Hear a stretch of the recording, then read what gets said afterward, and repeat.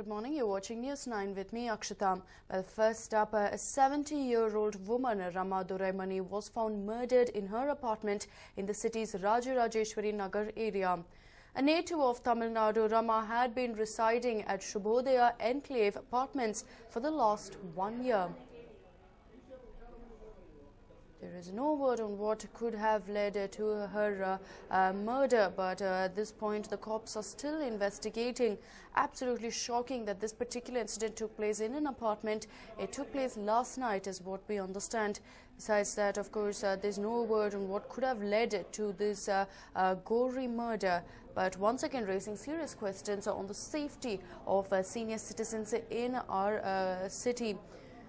We just, in fact, a couple of days back saw the murder of two senior citizens in their home for dacoits to make away with all their valuables. This time around, there is no word on what could have led to Rama's death. This was in Rajarajeswari Nagar. Rama had been residing in this particular apartment, which is the Shubhodaya Enclave apartment, for the last 1 year. Well, as of now, the cops are still investigating the case. There is no word if, in fact, they found out the motive of the murder. Was it a case of a robber entering to go ahead and make away with valuables and killing Rama in the process, or was it, in fact, a case of personal rivalry and a targeted attack? Well, we'll only have to wait for the investigations to bear some fruit and give us more information on exactly what led to Rama's murder.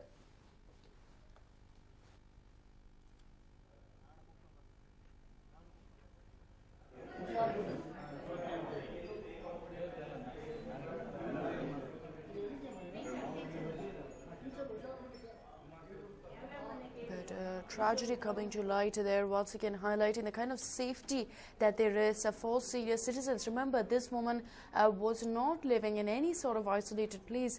She was living in an apartment. So it's absolutely shocking that in an apartment which is considered a lot more secure than an independent house, such a gory murder could take place without the neighbors noticing or the likes. My colleague Arun joins us with more information. Arun, any word on the motive as of now? That is the big issue which is being confronted by the Bangalore police.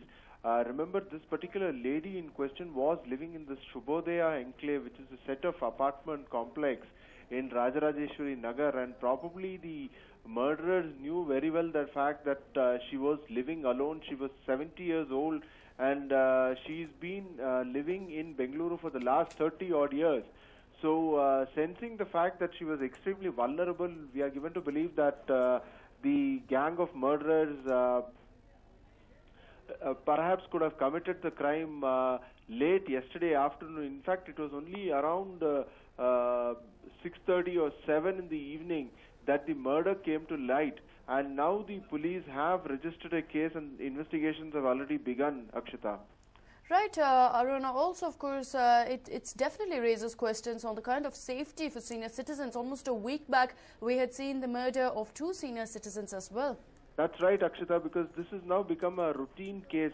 Remember, Bangalore has an acronym of being the pensioner's paradise, and you come across this concept called the empty nest syndrome, where couples or senior citizens who are either widowed or widowers are left all alone to fend for themselves, and their children are either overseas or they don't have, they are a childless couple, etc.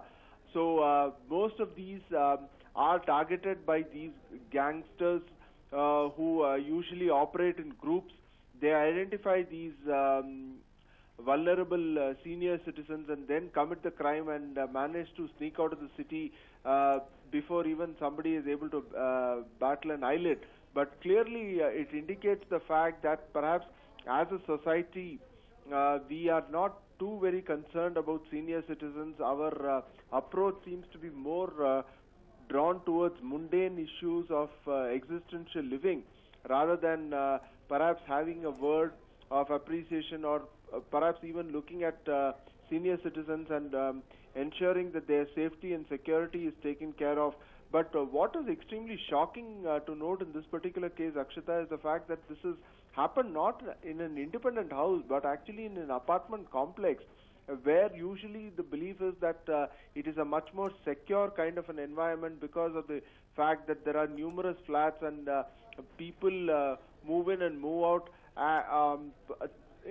throughout the day. So as such, somebody could have noticed. So clearly, we will have to wait and watch for what kind of clues the police have been able to lay their hands on. But this is going to be something which will engage the wits and wisdom of the Bengaluru police, Akshita.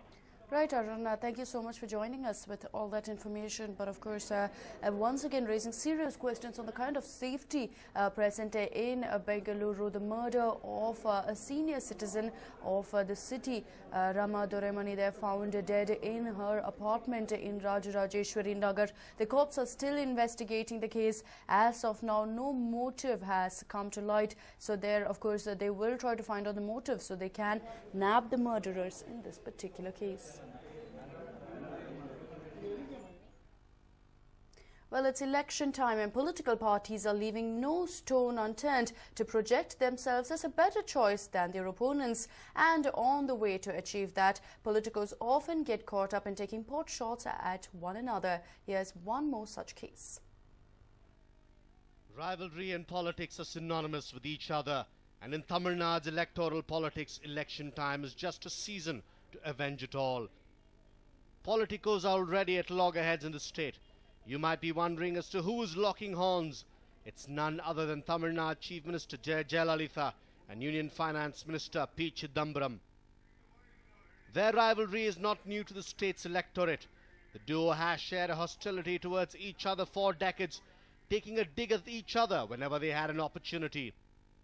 Now, the senior Congress leader has raked up a controversy by calling Jayalalitha mad.